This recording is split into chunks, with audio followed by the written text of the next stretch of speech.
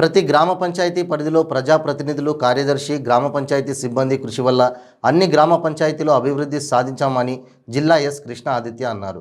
జిల్లా కేంద్రంలోని గిరిజన భవనంలో స్వచ్ఛ భారత్ మిషన్ ఆధ్వర్యంలో 3 రోజుల పాటు స్వచ్ఛ భారత్ మిషన్ 2 గుంతల మరుగుదొడ్ల నిర్మాణంపై అవగాహన శిక్షణ కార్యక్రమంలో కలెక్టర్ ముఖ్య అతిథిగా హాజరై ప్రారంభించారు.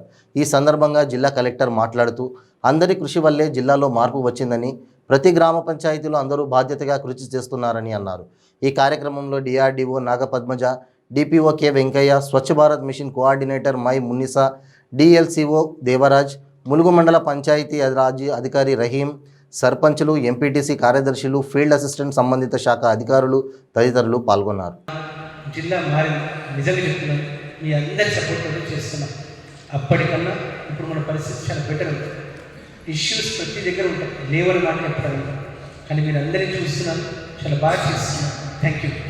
థ్యాంక్స్. ఇప్పుడు ఏమైనా కూడా ఎక్స్పెక్టేషన్స్ రేజ్ చేశాం. పల్లెప్రతి తర్వాత మ్యాచ్ చేయడం చాలా కష్టం, కానీ నా టీం పూర్తిగా నమ్ముతున్నాను.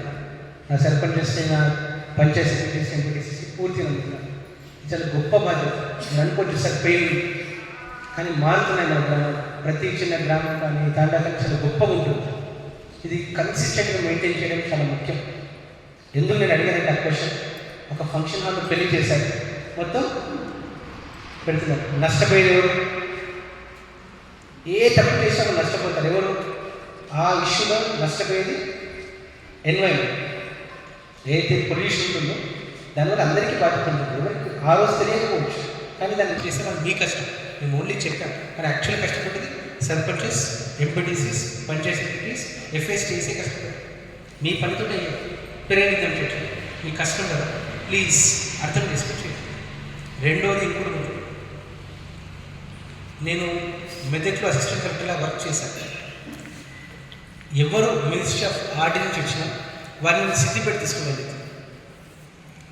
సిద్దిపేటకి అప్పటి నుంచి మాట్లాడుతూనే ఉన్నాను, సోక్ పిట్స్ అని.